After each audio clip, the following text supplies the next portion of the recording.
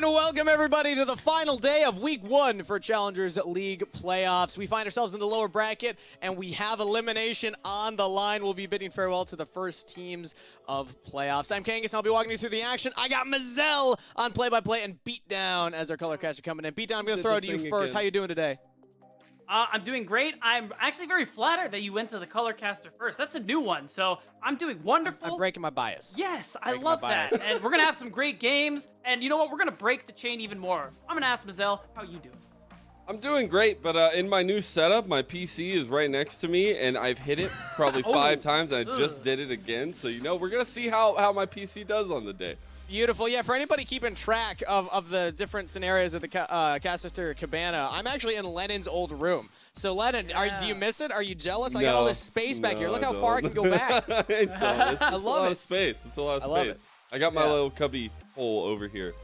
You'll get some decorations up. You can tell I'm still working on mine. But, of course, we're not here to talk about our room situations and backgrounds. We're here to talk about the players, and the biggest narrative that everyone loves to talk about is who is winning that MVP, most valuable prospect, as we call it here in the developmental league. Now, we are in playoffs, so this is that time of the split where we start announcing our top list, and we have our top 3 list this time around. So let's take a look at who's walking home with most valuable prospect, number 3. Number 3 for most valuable prospect is Keel. Since joining Wildcard at the beginning of the year, he's become one of the most exciting junglers to watch. He not only paths and clears efficiently, he's often very active on the map, sporting the highest first blood percentage in the league. Flash for flash, first blood. Has to use the crash down to get out, but he's not gonna make it. First blood straight to Keel. He uses all this to snowball his team towards more gold and objectives, and it shows, with Wildcard being 3rd in Dragon Control, Herald Control, and 2nd in gold difference at 15. Keel is also a leadership figure on his team, doing a lot of shot calling, and he's very vocal during reviews and planning. But don't take my word for it, take it from his mid laner. He very much tries to be the leader of the team, like both in terms of a lot of the decisions that we make in game together, and as well as just out of game. He's voicing like his opinions on draft. He's pretty adamant with people when he thinks like they're doing things wrong, and I think that it's a role that he naturally really fits into. His champion pool is worth noting as well. Though he plays meta champions, he looks for opportunities to play his unique picks like Belveth, Karthus, and of course Nunu. But no matter what he plays, he's proven to be an intelligent player that knows how to execute whatever he's on. 18 no flash. Yeah, I'm looking for her. All this to say, with leadership of the team and of course his play on the Rift, he's been an integral part of Wildcard's identity and the success they found in 2023.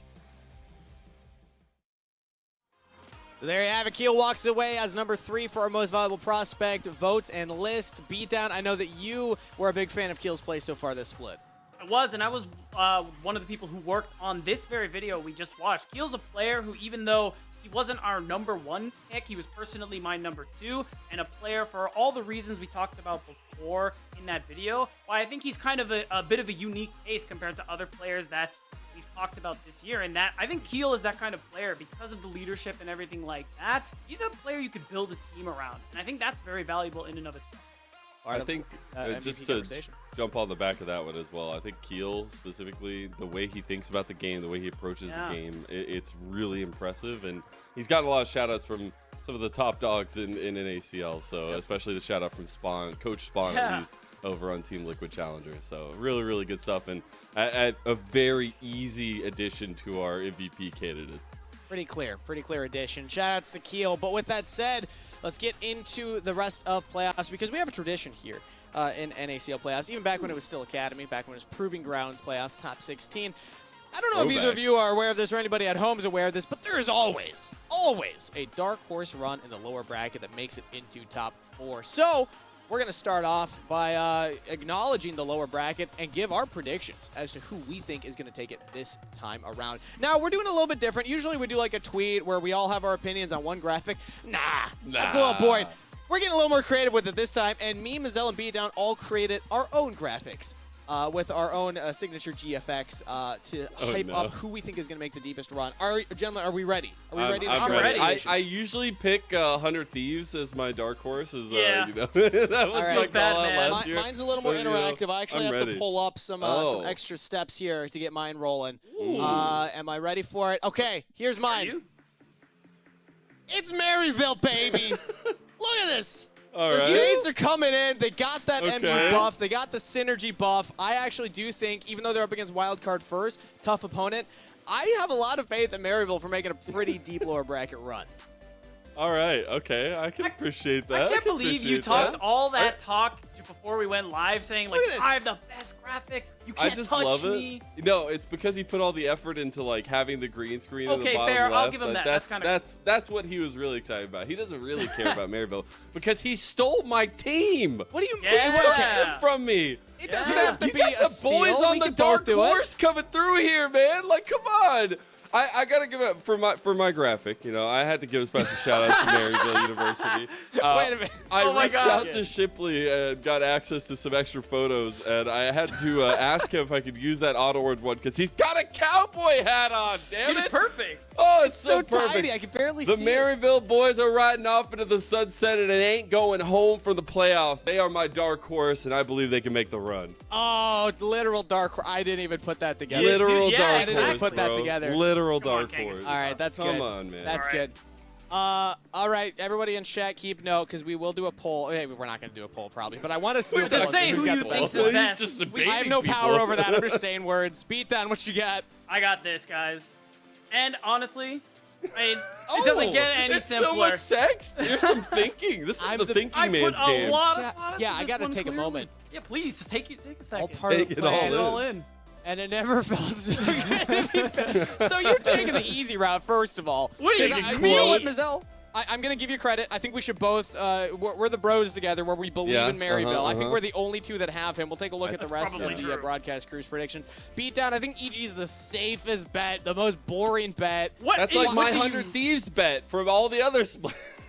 They're Yeah, but, not like, really a dark horse. They just found themselves in the lower bracket. I mean, that's basic. It's literally about a lower bracket run, and I don't know if you guys have noticed, Evil Geniuses, they were in the lower bracket. I don't know what to tell you. They were an You know- option, and I went for it. In fact, clearly this was all part of the strategy. Be underestimated, be considered as a dark horse because they got into a 7th seed. It's all part of their master plan. You guys just don't understand. Oh, so they totally intentionally part. punted the first half of the season. No, I'm to not have a saying lower they seed. did, but I'm also not saying they They did. intentionally got 2-0'd in the upper You bracket. see, that would be not very that would lack integrity. So I'm not exactly saying Wow. they did that, but you know, Okay. Look at all the Well, they are evil. plain they are the evil. plain votes. Alk, Joshi. Yeah, we're gonna go through those again in a second here and break them down fully. But I want last credit to the iStock image that you committed to. That, I think, actually, I you think just that had to does- get it in there. deserve a I little always bit. have to when I do these. All right. I'm gonna break or change back to my normal form. Oh, do we have to change back? we're I back to thought normal. I'd We're just back to keep. normal. I'm I All thought right, I'd so just keep the horse up here all the time. Pretty You I know, actually good. want so to I- run through Why those. not? Yeah, I think it's perfect. I want to run through the other predictions from the top again. So, production, if we could run through those one more time. Wildcard does have 2 believers. not Cubby, who I know is he just didn't want to go eat. Yeah, he literally said he is so insistent that EG does not count. And then, which I mean, goodness. it's kind of valid, but also on technicality, I'm still voting for it. Are they a dark horse? Do they count because they're in the lower bracket? That's a big question. Ravish does believe in them. And up next, it was only myself and Mazel. We're the only ones that believe in Maryville. I got my man. Maryville sweatshirt in there. Don't worry. Yeah, I'll be yeah, at the you clown probably should have makeup worn ready. it. Next one here, I cycle I feel through like one it's more too time. biased. Come on. Now this one, Area of Effect, only Mad Magical believes in them. Do we think that they are actually like bottom of the totem pole? It's hard. I went with my gut feeling for the Maryville bias a little bit, but I Yeah. think there are a lot of very strong teams, and AoE is one of them, Yeah. right? We saw it come up in the late part of the season as well. It's Not a lot of tough for belief AoE, though. so In these far. last couple of matches that they've had, and truthfully, I do have concerns because we are seeing them later today go up against Evil Genius Challengers, who I mean That's gonna we be gotta admit are still a strong team in the lower bracket, probably the strongest if we're looking at recent play. So it's really hard. to vote for AoE, even though I'm a Will fan. So, you know. We'll see. I know. Big fans. We already saw the Evil Geniuses, so let's not take a look at that lower third again. A lot of people believe in them. Let's take a look at the bracket itself so everybody can give their own opinions and form their own opinions as to who will make that deepest run, because we can see the path they'll have to take. We're in the lower bracket right now. MU versus Wildcard, EGC versus AoE. The winners of the matches will go up against FlyC and TLC. Out of these three, Mazel, I guess there's only really two options to pick from. Which one do you think is like the nightmare scenario side of the bracket? It's absolutely the bottom one, because we're talking about dark horses, but there is a literal horse, like a real one, in the bottom bracket as well. So you have to be a little bit careful there. I feel like EGC AoE, yes, they have a tough task here, but I think moving forward, gets harder. Either side, because FlyQuest is right on the other bracket. It's crazy. All the Challengers teams, all the LCS affiliated teams find themselves in the lower bracket already. It is incredible how the bracket has played out so far. But let's take a look at the matches of the day and get a little closer to what we're actually going to see ahead of us. Beatdown, I want to get your thoughts on this. ME versus Wildcard is starting it off, but you do have EGC versus AoE. Now, we had 4 names think that EGC was going to be the dark horse to make the deepest run in the lower bracket. AoE would be their first opponent. How close are we expecting that match to potentially be? If we're just talking about from what we've seen, I actually heavily favor Evil Genius Challengers, even though they took a really rough 0-2 loss there to FlyQuest during that first round. I think AoE have really started to struggle in their last couple of series. We thought they had an identity, and it seemed like they were playing towards it really well. And even though in their first series, I saw some good moments from them, it's hard because this isn't the best we've seen from AoE in that second round robin. And it could be the patch change. It could be a number of factors. But the point is, unless we see that change, I think they're out. And then we have up first Maryville versus Wildcard. Mazel, I want to get your initial thoughts on this. And we're going to dive into this a little bit more. But a little quick preview as to, what if you had to choose one word to explain the play style of these teams, does a word come to mind? Anything? It's 2 words. Bare knuckle boxing. Bare knuckle boxing. That's as many syllables as you could maybe fit in that as well. Yeah. And to really hammer in that point, we put together a quick little video. So let's take a look at what to expect from this head-to-head.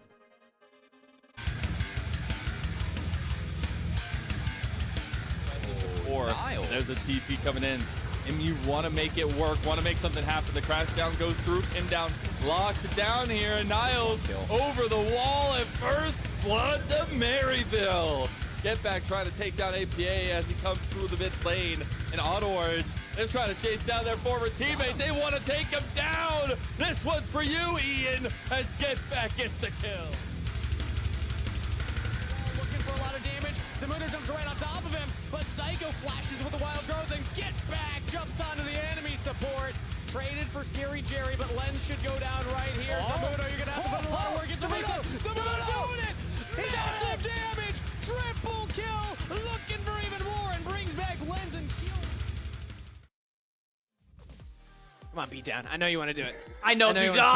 You got me, bro. I know you want it right now. Guys, can we stop the fighting? Please. Mazel's got to be our intermediate. I like legit. that. Now, of course, we put that together because we expect fighting. We expect action. We expect the team fights to deliver when it comes to these two teams. So let's take a look at the first team, Wildcard, and the roster that they are bringing today. It's the roster that we've seen all split, or rather, Maryville up first. Okay, here we go. The red got you, man. The red got you. It's an M, there's a W, and you never know. Has anybody talked about how similar the logos are? Maybe we'll cover that later. Either way, Maryville University, they're coming in as a collegiate representative, the only collegiate representative. And Mazel, we like to hype up a lot of players, especially the ones that have aspirations go to that next level. In particular, Zyko has really been standing out to us. Yeah, Zyko has been incredible. He even had the play of the week mentions. I think he has been a big force for them in driving a lot of the development from the newer players, especially Scary Jerry, Zyko, the combo that really needs to thrive in the late game for Maryville to be successful. The drive, I feel like, comes from Odd Orange. They find a lot of early success through him, but if you're going to have the wheels, as you had said before broadcast, it's got to be through Zyko. Odd Orange is the engine, Zyko's the wheels. Let's take a look at Wildcard, their opposition now. Beatdown, I'll have you walk us through this roster, because it's very similar. This is going to be the last time we see one of these teams, and when we focus on the player that oftentimes makes things happen for the team, hey, it's number 3 in MVP votes, Keel. Right, and we've heard it from Saligo, we've heard it from Keel as well, having conversations with him myself. He is that big leadership force for the team. And when everyone's on the same page, Keel even says the team looks good, the team fight angles are what we've seen from this team all year long. But lately, they just haven't been able to mesh and make things work, which is why I believe this matchup is definitely going to be a bloody one and why I love the boxing video. And it's so funny because when we were talking about it ahead of broadcast, it felt like this was the one that was going to be closest in all of our minds. Like we weren't exactly confident in which way it was going to go, who is favored coming into it. Partly why we have such split votes. We had 2 broadcast outlets saying Wildcard would be the dark horse. Me and Mazel believe it's MU, baby. So to break down more of the matchup, Mazel actually put together something for all of us. A little bit of a treat. So Mazel, take it away. I don't think you're ready because you are ready for the tale of the tape between these 2 jugglers. My God, they are doing it. Gun holding. Can we show this on broadcast? Jugglers, especially the way that we have the specific breakdown of how much these guys are influential in the way these teams play. Right? We talked about MVP for Keel. He was our 3rd category there. But it is also Odd Orange on the other side, right? Without Odd Orange, you don't find a lot of those early successes that you'd be looking for Maryville. And you see a lot of the facilitation play from the Sejuani, from the Vi, but it's more particularly for both these guys, the amount of kill participation they have and the amount of influence they have on the early game that is literally the heartbeat of both of the sides. So can you walk me through what the 1-1 on the champs is? Is that the last time they played against each other? Is that what the tape is? That was their series in the playoffs. These were all stats from their playoff series, and it shows a little bit of how much impact they have, but also their styles of play, right? You have a lot of facilitation coming out of both sides. Well, let's take a look at some of the clips themselves because we actually have tape that we want to break down, specifically Keel up first. Now, Beatdown, walk me through Keel and what we can expect from him in this match. So we talked about his champ pool in the MVP frontrunner video, and he can play a lot of those facilitation style champions like Mazel was bringing up. He can also go for a sort of carry style here, but what I was going for with these clips is more of a team fight focus where Keel is always that leader. We heard it in the clips. We've seen it in their comms when we get to see those on Twitter and things like that, and he's the one making these calls, trying to get the team on the same page for these team fights. And that's been Wildcard's skill all year, this entire season. And even though we haven't been seeing it lately, these are clips from a couple of weeks ago that I'm trying to call back to because this is the wild card that we want to see if we don't want to say goodbye, because they're playing against Maryville, whose big thing is loving to fight it out. And if Wildcard can't do that, they will get rolled over. Now, Mazel, I want to ask you a point of question here. How do we feel about Wildcard's early game? And if we have strong opinions of how it plays, kind of where do we usually have our eyes in the early game? Is it still going to be Keel? Because that's what we always talk about with MU. So I'm wondering, like, how does Wildcard match up against that? I mean, it's the same, right? You have to look through Keel. Either he's going to be on a very aggressive skirmish-heavy jungler, or he's going to be looking to help either Saligo get ahead or find a 2v2 into a 3v2 down bottom lane as well. Yeah, we'll tell the tape graphic there. I mean, he was still playing the Rel, so maybe not always the big carry champions. We'll see what he brings to this match. Let's take a look at the opposition on Maryville's side. Again, we want to focus on Zyko coming in the support role. We said it before. If Odd Orange is the engine for the team, Zyko's the wheels, man. He needs something to rest on. He needs something to get you where you're going, and I see that being Zyko. Yeah, you see a lot of preemptive stuff from Zyko. I think we, not only just in this last series, where they did have some disheartening losses against Team Liquid, there were some bright moments, and you get to see where, you know, a lot of teams throughout NACL talk about if you can't play as a team, MU will beat you because they are so cohesed as a team. And you see little things like this from him. He's locking down Harry holistically. Yes, Odd Orange ends up getting the kill, but this team, when they are functioning together, when they are on the same ball, it looks so damn good. When you see Maryville, especially get off to the races early on, that's where they always look the best. I'm always thinking back to the early TP plays from Niles, playing Pantheon, getting on the map faster. Okay, you know, we're going to have to do something where we like break down where everyone is in the car, because Odd Orange engine, Zyko wheels. I think Niles might be the steering wheel. Maybe? Steering wheel? The steering wheel? Yeah, he's the one that kind of like... I feel like he's the NOS.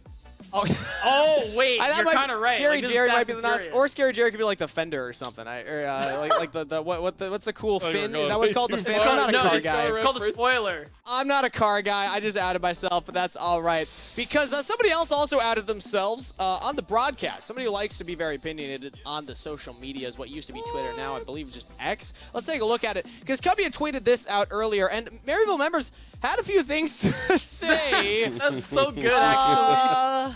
Oh no. Yeah, Beatdown. Any thoughts on the clapback here from specifically Niles? Because I think we all know that Cubby was talking about a specific team. Niles has a different read, though.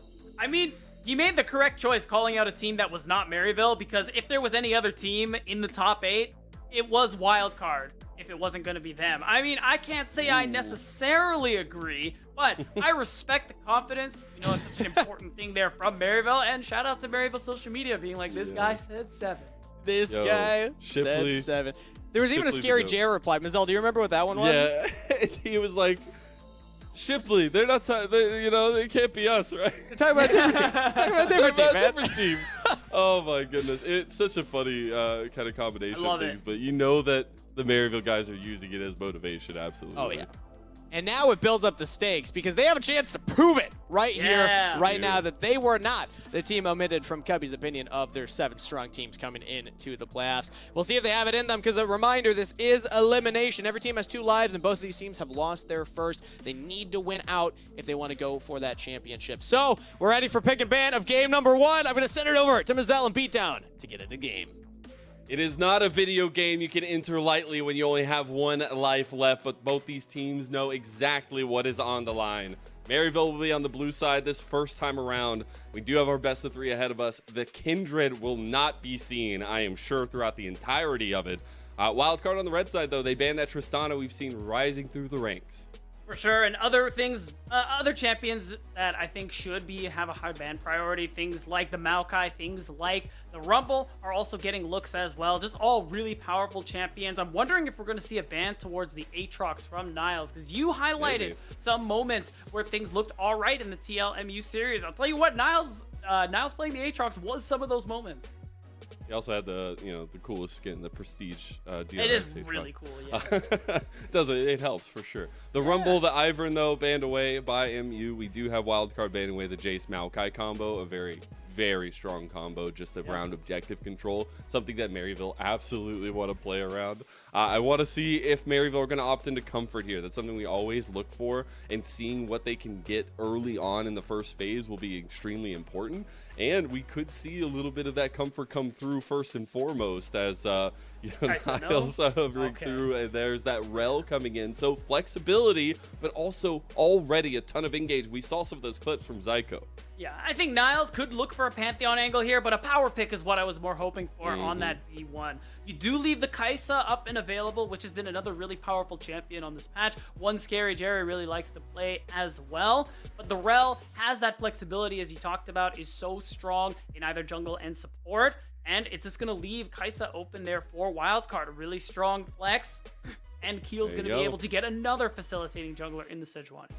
Yeah, I love the Sejuani here, especially comboed with the Kaisa. You just have so much flexibility, not only in the draft, but also in the game itself. So I do expect a little bit of that forward aggression from Wildcard for the rest of it. A lot more lockdown to come down, get those plasma stacks up as best you can, and maybe some of that safety to come through for Maryville. A little bit of that stability to get through that early skirmishing power, and that Xayah could be just that for Scary Jerry. Yeah, another pick that he leans on very heavily. It has that safety, as you said, and it's still pretty strong in terms of damage dealt and things across the board there. I'm curious to see.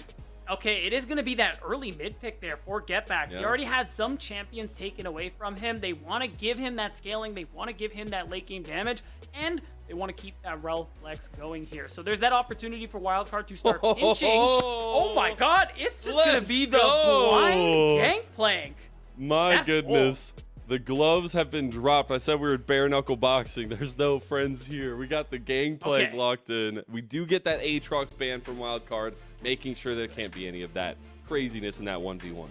Would not be surprised if they double banned with the Pantheon also. Just give 2 really powerful comfort picks out there for Niles and maybe force him onto a tank matchup. Something to give Zamudo an easier laning phase, so that he's going to be able to just scale up into the game really well. I really like the Belveth ban, Maryville doing their homework there, because we have seen the Sejuani flex into mid lane for Soligo, and I actually am a really big fan of Sej mid into mages, so we'll see if Keel maybe wants to take that a different route instead.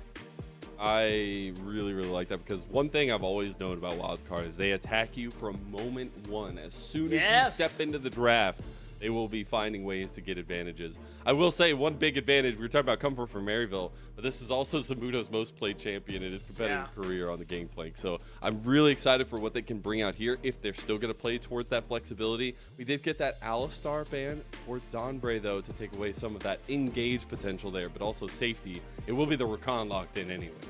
Yeah, so you still have a different option. I mean, it's a great response into the Rel, so good of them to get rid of it. And now we're going to start to see these comps kind of round out a little bit. The Kaisa flex still staying until the very end. We don't know what Wildcard are going to do towards the end here. And Maryville, it's finally time to show us where this Rel is going to go. I mean, more engage, I think, can't do any harm for them. The Alistar ban also tells me you want to play this Rel into the lane. So we're going to see the Wukong come through for Odd Orange. Another early game jungle, very much like his style. And the ability to impact these team fights with that Cyclone is what I'm especially looking for him to jump in the fray with.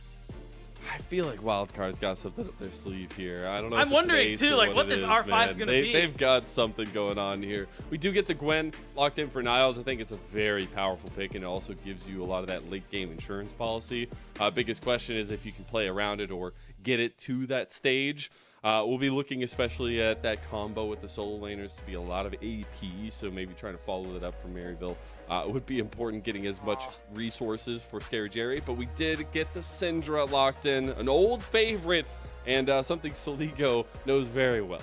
I got really excited with the Xerath hover, since that is a good into the Azir. It has been buffed on this patch, but it is going to be that Syndra, which overall I think makes a lot of sense with Wildcard's draft. I mean, you have that ability to disengage with the Syndra. You have a pretty solid lane matchup into the Azir, and it works overall with this composition where Wildcard, yes, they want to go into you, but they also want to have ways to make space. You think Syndra stun, Gangplank barrels, and things like that you're trying to set up for. And on Maryville's side, you just have basically a team fighting composition. Niles will have the opportunity to scale really well into side and be able to go for these 1v1s even against Zamudo, but they also have ways to front to back, which we know Maryville loves to do.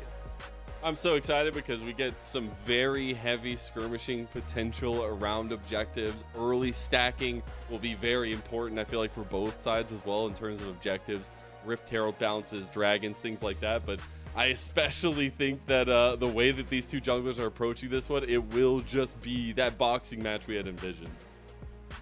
Yeah, and it's going to be an exciting one. And right now, I think we got to take this time to give a quick shout out to the fact that the Summer Finals tickets are going to be live tomorrow. Oh, actually, they're available now, according to the Pastel's Twitter. Yes, only $10. And you get to watch these players live in person at the Riot Games Arena. Live? Oh my goodness, being able to see that. I do want to highlight, though, Soligo was pretty introspective in the way that Wildcard has had their ups and downs. I do want to check in with what he had to say and see what is exactly going on with Wildcard. Half of it was meta, for sure. And then I would say the other half was we were, like, at the beginning of this play, we were just a very good team fighting team, right? And I think that is where we really leaned on to win a lot of our games. And I think as we started improving at other aspects of the game, like especially the stuff that we're doing when we're not team fighting, suddenly it was like our team fighting was getting a little bit worse since we were focusing so much on the other things. You can see a little bit of how things are going for them. They have been a very meta-based team. They have been, again, attacking you from draft, but sometimes maybe you're cooking a little bit too much there, Beatdown. Yeah, and the thing, too, that he talked about there is that we've seen Wildcard's meta read be so kind of contingent on Keel and the read he has on the game because, again, that leadership role that we got to hear from Soligo in the video. And this time around, we've seen some spicy picks in summer because of it, but this time around, they seem to be trying to tighten it up a little bit. It's not the spice that we're used to, and it's part of it them trying to improve on these mid-game issues that we've seen come from this team. And it's just really interesting when you think of how much we lauded Wildcard just last split for, you get to 30 minutes, they auto-win games. And it just became such a big story for them. And it's been that different Spice, as you're saying. I do want to check in, though, as we're looking at this. We do have some very interesting things going on, right? We have this side lane with Zamudo on the gangplank. He will be a force to be reckoned with, but particularly, it is about the opposite side pathing of Keel and Odd Orange and where they're looking early. Right, and you can see it, like you said, it's opposite. You want to play to your lanes that have pryos so you can just go ahead and grab that early scuttle crab. Makes a lot of sense, and what I'm keeping my eyes on are in particular how Wildcard are trying to play out this early game. This is a comp that's going to be very strong in the later stages, kind of what we were talking about just a moment ago with how Spring Split was for them and how they drafted. And it means that they are the ones looking to minimize some of their losses in this early game. Late game Syndra does so much damage alongside this AP Kai'Sa that has just been a terror in the current metagame. Yeah, I really appreciated a lot of that. But for me, it's been the flexibility. I'm always one that's like, you're playing 4D chess in draft. It's always fun. But you get to see the flexibility in that 4D chess in lane with the builds and things like that. I do expect, though, with a little bit of this style, to see that aggression initially come out at the level 6 mark, especially for Lens and Donbray, if they can get a big engage, have Keel down there potentially. But for now, it's kind of all is well. And I do want to check in on Niles at the top side, who's proxy farming on the Gwen. Yeah, and it is something he has done previously. It actually opened up to a pretty impressive teleport play that isn't something you'd see other teams go for, and it was a big part of that comeback win. Upsetting TLC during that second round robin. It will just allow him to get a quick back in and teleport back to that lane. And he's just going to go ahead and continue trying to farm things out. Saligo, though, is getting the better of get back in this early lane. Syndra, since her mid-scope changes earlier on this year, she's a champion where lane wasn't as strong as it was for her before. It's about the scaling. It's about getting those Syndra bucks, as it's a very reminiscent of Victor's passive. So the fact that Saligo's getting these advantages is going to be pretty good for Keel and Wildcard, trying to contest some of these early objectives. Because when you're the scaling team, picking up early Drakes, getting that first Rift Herald, that feels fantastic. But I guess the real question I have is, which one's like the generic one and which one's the premium brand? Is Victor Bucks the premium and Syndra Bucks are the generic? You know what? I think it's more the new hotness versus old news, because Syndra's really strong right now, and I would favor her a lot more than I would a Victor, who I think is not in the best place in this current metagame. I'd say that's about right. Zyko gonna look for the engage here. Donbray's in some trouble. He goes right back in, but that's first blood for Scary Jerry. That's some lane dominance we wanted to see from this bot laner. Really good. It's Donbray trying to cancel the back, but Zyko immediately says, hey, bro, I don't know if you heard this, but I'm the wheels of Maryville, and I'm about to run you over. He did run him over, flipped him over too. I mean, my goodness, the lockdown from the Blade Caller of Scary Jerry, a really good combo here, and Donbray just not expecting it. That third feather right there. Yeah, really nicely done there. Just enough mana for the recall, and look at Scary Jerry. Gets the flash. If he had gotten hit by the Grand Entrance, it would have been him who would have died. So really nice coming through from the bot lane of Maryville. The back timer, of course, will give Wildcard the ability to try and rush this Drake. You're even seeing Saligo move towards it. So that is at least some small win. There was needlework using top side. Niles in some trouble. Dragon does go over. Because we said this is a boxing match, just because one punch lands doesn't mean the other team ain't getting right back up. And that'll be a nice response. Yeah, I mean, Niles doesn't quite get the wave in like he's hoping for, but his health is way too low. He has to back. And I want to quickly credit Zamudo. I'm glad he held on to his ultimate. Something I really like about Gangplank in particular, since the top lane, the teleport changes came through, is the ability to influence the map more than other top laners can earlier on. As soon as you have access to that cannon barrage, you can defend dives, you can set them up for your team, all from the safety of your nice little top lane island. Yeah, you're hoping that island doesn't get stitched apart, though, or ripped apart. I don't know. Scissored apart. Snipped. You're just going to get snipped in the end. But you do have a cutlass on your hands, so you got a little bit of fight back at least. I do want to see some fight between these two junglers, though. Keel has hit that level 6 mark. That Glacial Prison will enable Wildcard very much so, and we see him hovering around these solo lanes. Yeah, and just that cover so that Zamudo can get the wave in. Unfortunately, he wasn't quite able to get it done, and you can see on the mini-map, He's just chilling in the alcove to try and make it happen. Both these top laners, looking for that favorable lane state, but it's actually the opportunity for Keel to go for a lane gank here. No Ghost, no ult, or Niles. It's coming up, though. That timer is he's in the brush. He is in the brush. Niles playing very, very safe. Maybe that spider sense tingling a little bit. Zamudo walks away for that ward. There's that glacial prison, though. No way out. And a shot from the parlay as Zamudo just wanted to talk. And the thing is, Orange was trying to show up to Lennon, but he was too little too late. Really nice first blood, and it's on the Gangplank, who's going to scale really well into the game. And you even see the advantage. Keel got to top first, and he was level 6 before Orange. And this is what we praise about this player. Oh my the God. ability to move around the map and support his laners, all while farming so efficiently, leads to some of these advantages where he got that level 6. And he's, Zamudo's already got Essence Reaver at 7.5 minutes. Not too bad. That's crazy. Like Futures Market first strike, I mean, you gotta feel great about this. Man, what? That's insane. It's insane. He's gonna hurt people, and that actually gives an opportunity for Keel to maybe look for a little bit of a steal, a little bit of a contest. There's no way. This is something that Maryville are pretty good at, though, right? That we were talking about that team cohesion and a lot of the way they work together. These little moments in between the downtimes of big objectives, like they are really good at picking that apart and moving together in those moments. That's why you see them grab these style of Rift Heralds. Orange is going straight to top lane with it. Yeah, and I think Zamudo, of course, as all players do, got the indicator that Wukong took the Rift Herald.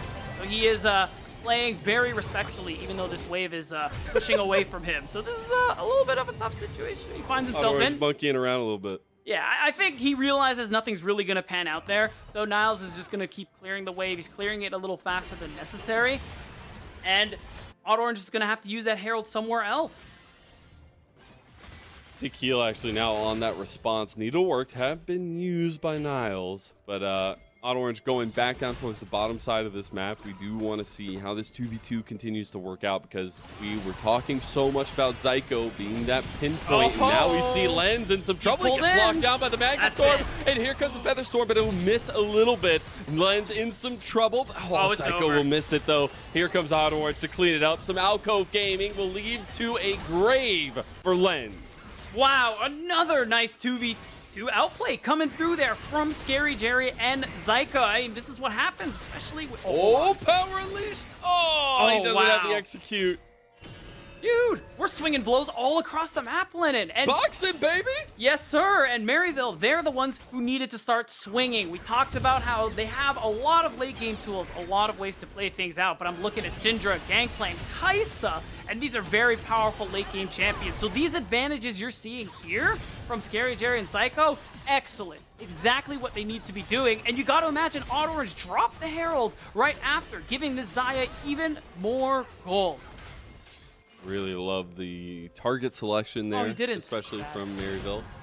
He did not. He's saving it. He's saving it till the moment is right. Special.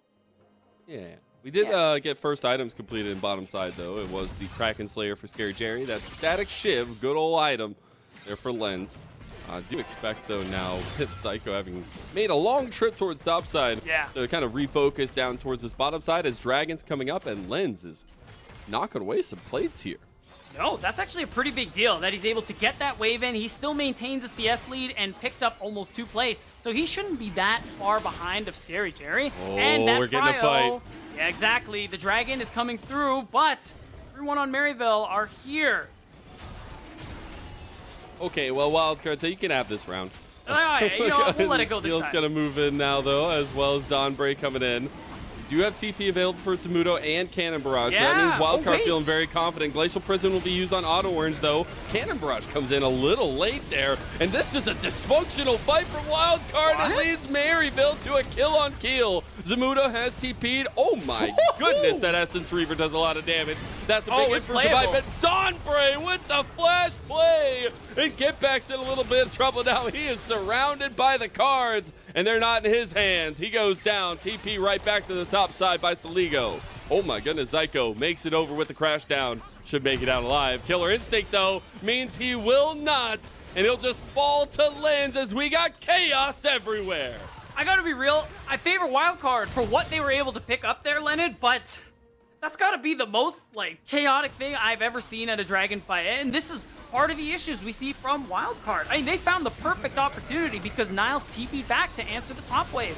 And the fact that Zamudo didn't instantly TP, tried to walk his way down, gave the opportunity for Keel to go down in the first place. It works out in the long run, but this was way messier than it needed to be from Wildcard. And it does spark a few concerns based on what we've talked about going into that mid game. We do actually see Maryville having used that Rift Herald in mid lane and trying to get a couple plays per get back. Looks like it might only be one unless he can get a little bit more damage there. But it should be refocused back towards this Dragon Pit as you see everybody aligning. Yeah, no more teleports left on the top side. Zamudo also doesn't have ult, so there will be no impact from the top laners unless they start moving basically right now. So it's just about what can you find? Scary Jerry's putting in some work there on the kill, too. About half his health for face checking that bush. Get back with the shifting sands. We'll make it out of a attempted Dawnbreak gank. You see a ton of vision being put down here by Wildcard on the bottom side of the map, but particularly around this dragon. It looks like Keel's doing his grunt, but Sligo and Dawnbreak are constantly pressing, and they actually found Auto Orange here. Power Unleashed comes through, but again, it's not enough. Still, he's basically out of the fight. That's gotta be the dragon this time around there, and props to Wildcard. I mean, Lens isn't at a point where he can fight. Not only has he been killed, oh, here we go. Lens, he has nothing left. Killer Instinct is nowhere even near as Magnet Storm comes through, and Scary Jerry pierces his heart with the feathers. Here comes Dawnbreak to try to get one back. He has the Ignite. He does get that cleanse out, but the Ignite dropped at the beautiful timing, and Dawnbreak is too cool to look at explosions. Okay, that is still pretty good there from Scary Jerry and Zyko. And that recognition that, hey, Lens is by himself. They're on Dragon. What can we get for this? And they pick up some gold. And what I was trying to get to at that time was Lens is not really at that point where Kai'Sa can actually fight. That Static Shiv on its own is pretty useless on this champion. Yeah. All it offers is Wave Push. You want that Nashor's Tooth. You want item 3, whether it's Luden's, Leandri's, Winsu's, I don't care. That third item is the juice for Kai'Sa. So props to Wildcard. Despite that, being able to stack 2 dragons, being able to play for that Dragon Soul win con that we've seen them play for so much in spring. We've seen some trading of blows here. 2 dragons have gone the way of Wildcard, but this would be a second Rift Herald for Maryville. And Auto Orange Niles, the classic duo for Maryville, will make that so. We also have a lot of mobility coming out of the map now. Dawnbreak and Zyko will constantly be roaming, and you'll see a lot of that cohesion that we were talking so much about needing to come front and center. And for both teams, too. It is a big deal for Maryville to pick up second Herald. Again, any extra gold they can pick up to try and snowball this game is going to be so important for them. And they're down 1,000 gold at the moment here. And here comes another play. Feels like immediately as Zyko comes out of the bushes there, he's like, I don't want this anymore. Zamudo's going to camber out of the wave, try to clear this one up. Glacial Prison using Zyko. Oh, he's gone. Shot by the turret. As we get first turret for Sligo bot side, it's a kill and top side for Wildcard. Killer Instinct comes in, and it's falling apart here. Auto Orange goes in nice with the Cyclone. Needlework across every member possible. Oh my goodness, Niles is slipping their life from existence. As now Sligo with Lens on the backside can do it. Nice little knockback, Scary Jerry. There's no way you're getting out of that one. I gotta say, Niles, he made it look kind of close for a bit, but it's overwhelmingly in favor of Wildcard. And on top of it all, Sligo picked up that bottom turret. And I really want to credit Keel, for starters, recognizing that to be the likely play from Maryville. They play for Niles so very often, and especially on a champion like Gwen. Getting that turret gold is so important. That's why you see Keel already here before Odd Orange, and Zamudo committed that ultimate to make sure the wave doesn't go through. And I think now we're seeing a little disjointedness from Maryville because it looked like Zyko was on his own on that one, and he got punished heavily. But then you see the absolute scrappiness that we expected for both these sides. Like, these have been some of the most chaotic fights that I've seen, and it has been exactly what we expected. It is. Blows going back and forth, but ultimately still favoring the side of Wildcard. We're going to start to see Maryville struggle a little bit, especially the closer we get to some of these item spikes. All that gold Lens picked up means he has the Nashor's Tooth. Okay, now this Kai'Sa is here to play. Now expect him to be able to contribute a lot into these team fights. And when we see Sligo get that last upgrade on some of his skills, get that second item, we're going to see Wildcard really start to turn up in this game 1. And I do want to check back into something we were talking about in draft, right? We were expecting a lot of skirmishing around objectives, but a lot of team fighting coming up for both of these sides, because I do feel like we have a lot of strength in that fashion. And yes, Wildcard have a 3.5k lead, and they have a lot of strength in just the amount of CC and lockdown they can have on particular members. But Maryville's team comp, as it ramps up, is going to be strong, right? You hit those 2-3 item spikes, True. You're going to have a lot of that team fight potential in your own right. Niles showed in that damage graph, the last one, how important Gwen can be. Yeah, and it is important to note, too, 2 items is a big spike there for this Gwen, for this Azir, and even for the Xayah. The problem that Maryville find themselves in is that they're behind the curve, because Wildcard, they're crucial members, at least 2 of them in Lens and Zamudo, they already have 2 items. Very strong at the moment here, especially that Navori coming through for this Gangplank. And as long as Wildcard can keep ahead of the curve, they have a pretty good lane avenue to close this game out. All they have to do is be wary of when Maryville actually reach those spikes, because that is still going to be a big moment for them to be able to turn this game around. The biggest thing looming over every single 10 of these players is the fact that this series could be their last in the summer split, in this year particularly. And I think that now when we see that stress added in, we'll see how much this next fight leads to. 3,000 gold in the lead, we have already said, for Wildcard. A little bit of that grabbed back by Maryville's use of the Rift Herald in mid lane. And it's going to give you that prio for the Dragon. And one thing I was wondering about, Wildcard, you don't need the Soul necessarily, especially with Ocean Soul not being the strongest, given what you're playing and what you're up against. But they managed to overcome the odds and pick up the first 2 Drakes. Can they get this 3rd one while being late to the party? How good are you at dodgeball, Pete? Me personally, I'm pretty good. Lens is throwing some dodgeballs over at Maryville. Yeah, they might need to go to the be. rec room and figure out how to dodge some of these.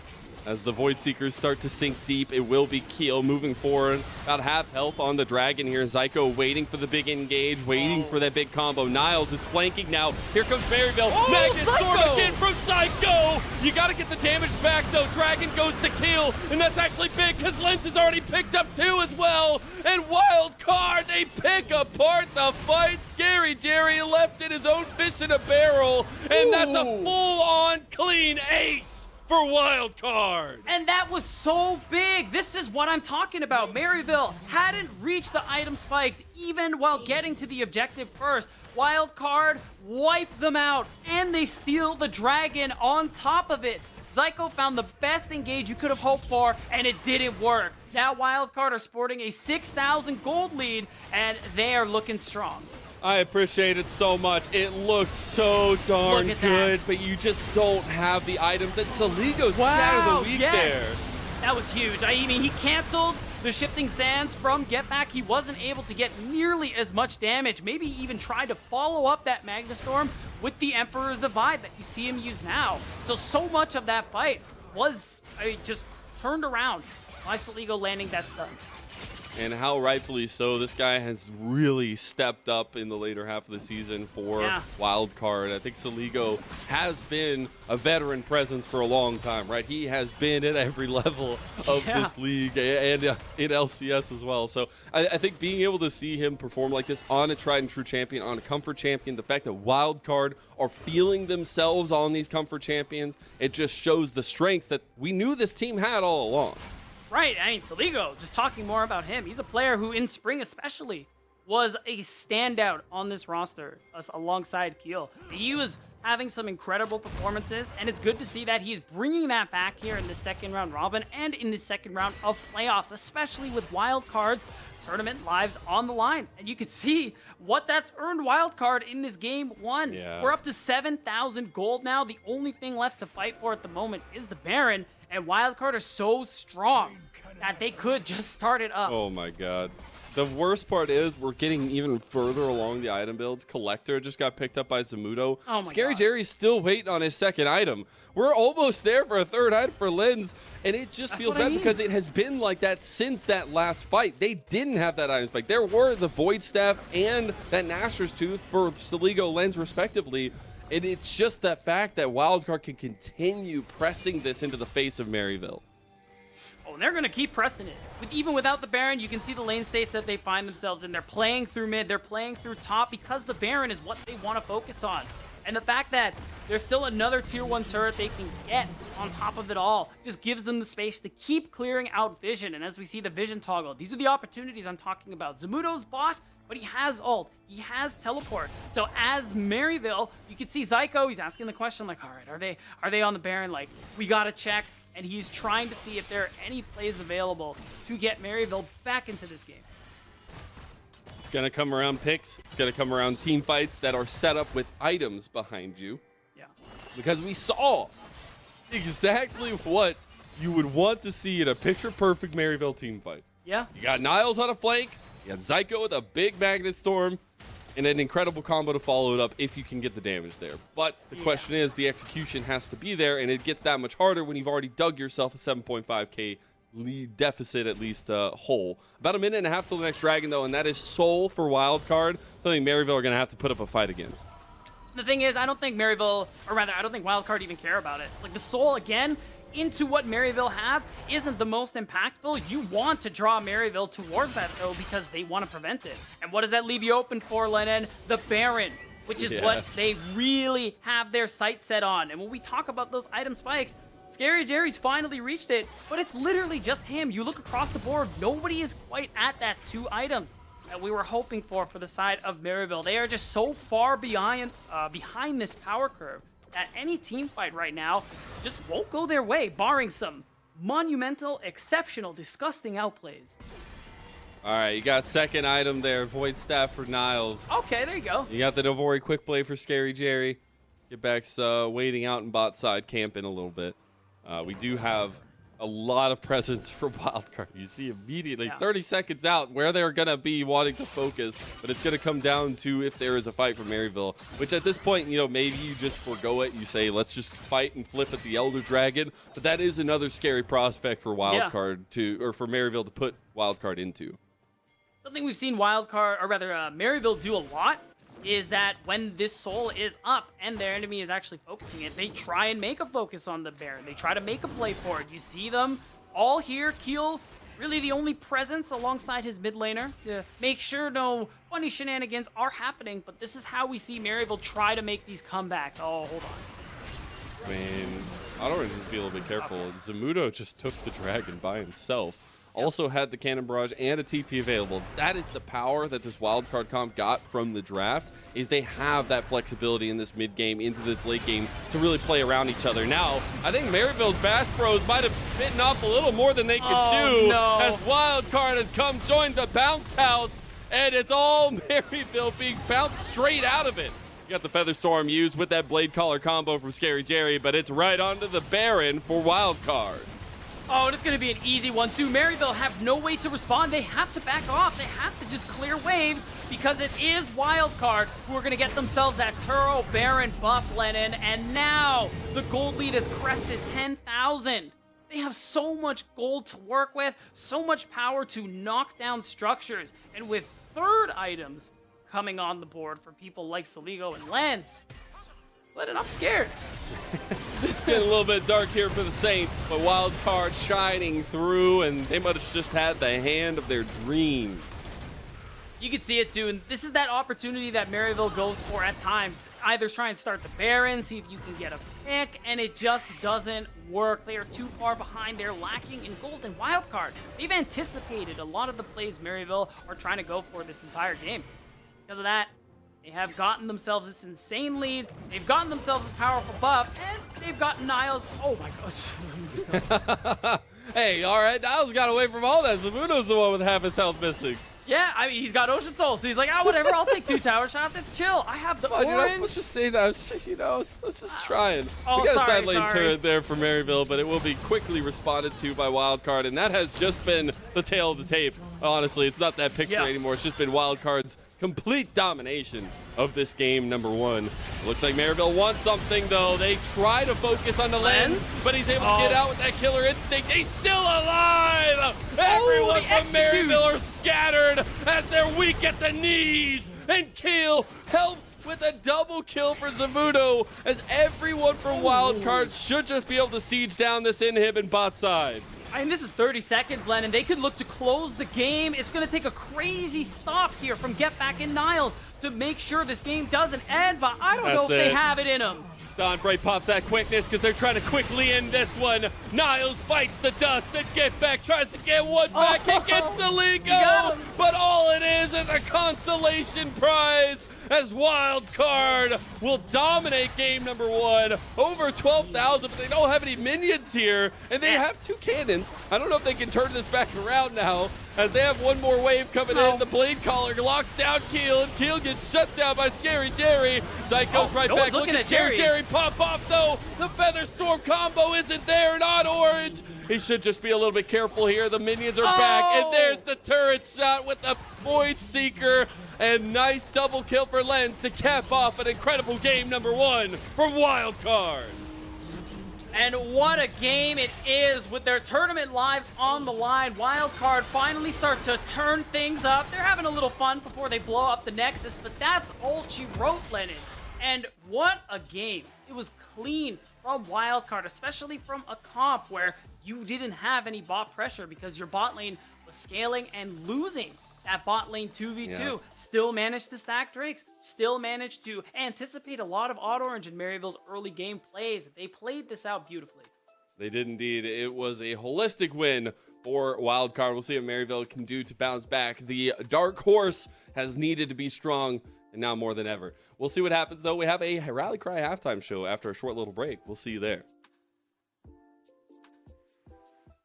The LCS Challengers League is brought to you by Turo, the world's largest car-sharing marketplace. Find your drive.